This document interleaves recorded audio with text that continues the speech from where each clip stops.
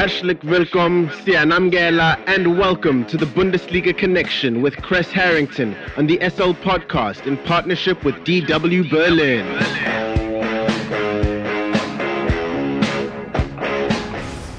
It's time for the latest from Germany's domestic football league, the Bundesliga, and more. For that, we are joined by Chris Harrington from our partner station Deutsche Welle in Berlin, Germany. Chris, let's talk about the incident between Sadio Mane and Leroy Sane following their defeat to Manchester City.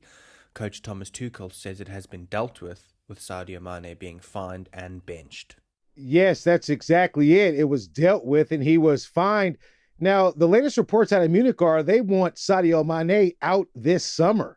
Okay, that could be one of two reasons.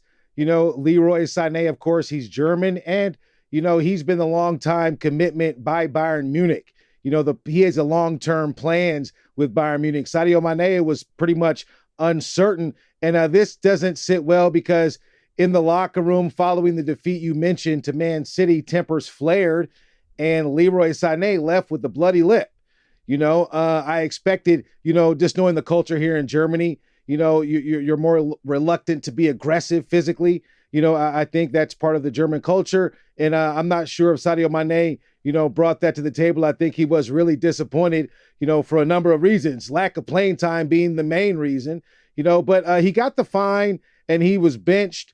And the strange thing is, ahead of the next fixture, Pep Guardiola, he thinks that this incident could kind of fuel Bayern Munich to disrupt the outcome of the fixture with Man City. I think it's an uphill battle. I don't see them overturning that 3-goal deficit, but Pep Guardiola is cautious because he thinks this sometimes can end one of two ways. It could bring the team closer together or it can have them more divided. Now, the one strange thing, this fine, the latest reports said that it was over 300,000 euros.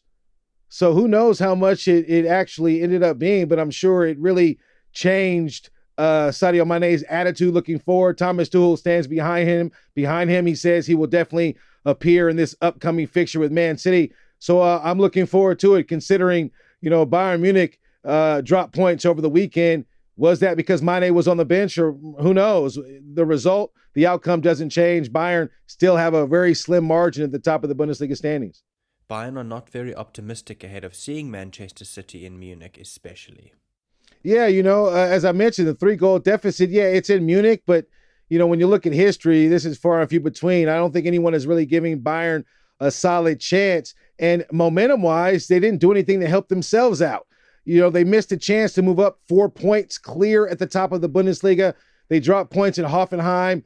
The coach himself, Thomas Tuchel, just mentioned a few rare good moments, but they played with little energy, little spirit, and little change of pace, little conviction, and little confidence. All those littles add up to having little chance to overturn this fixture with Man City. When you look at the other side of the pitch, Erling Haaland, he's setting records left and right. He is one Dortmund prospect that turned out to be the proof, basically fulfill his potential. So I think that Man City has the advantage clearly.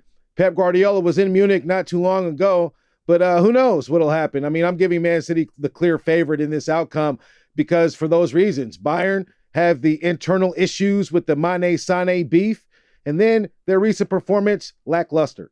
Chris, as you mentioned, Bayern Munich dropped points to Hoffenheim, but then again, Borussia Dortmund did as well. Yeah, I'd have to say Dortmund's performance was a lot worse. They conceded 3 goals to a 10-man Stuttgart. Typical Dortmund, they get ahead early as they did through Sebastian Haller and Daniel Malen, and then Stuttgart go a man down. I don't know really what happens with Dortmund. They clearly need to try to close the distance. They had an opportunity to do so against Stuttgart. They had the advantage on the pitch. Then Stuttgart led the attack. It got closer and closer and closer. Carlo Bale pulled one back. And then moments later, Wagnermann pulled one back. And then Dortmund thought they were going to win it again. Gio Reyna scored, and it looked like, a 5-goal thriller.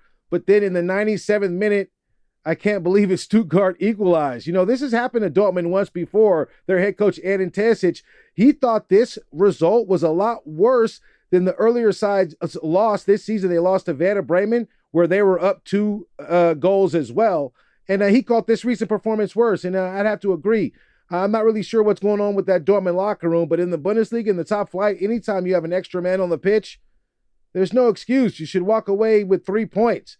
Dortmund unable to do that, although because of the Bayern slip up, it is still close to the top of the standings, but it is what it is. I mean, Dortmund disappointed their fans with this performance without question. And before we let you go, Chris, just like always, what else has hit your radar this week? Yeah, a bit of news hit the Capital Club, Hertha Berlin. They lost this past Friday to Schalke 5-2. It was a competition between the two worst teams in the league. And Hertha Berlin losing resulted in Sandro Schwarz, their coach, being fired. And they brought back Paul Dardai. Paul Dardai, he's always being brought back to save Hertha Berlin. He's suited up for Hertha Berlin as a player, and he's been successful kind of saving them from relegation. And then their feet are to the fire. We only have 5 matches left to play, and they don't look like they're getting any better. Schalke, they pull off this big win. I don't know if Paul Dardai, maybe with his history, he could save the club and we can still have 2 Bundesliga sides right here in Berlin. But it doesn't look too optimistic for Hertha Berlin, sadly. Thanks very much for the Bundesliga update, Mr. Chris Harrington from our partner station Deutsche Welle in Berlin, Germany. Have a fantastic day further. Dankeschön und auf Wiedersehen.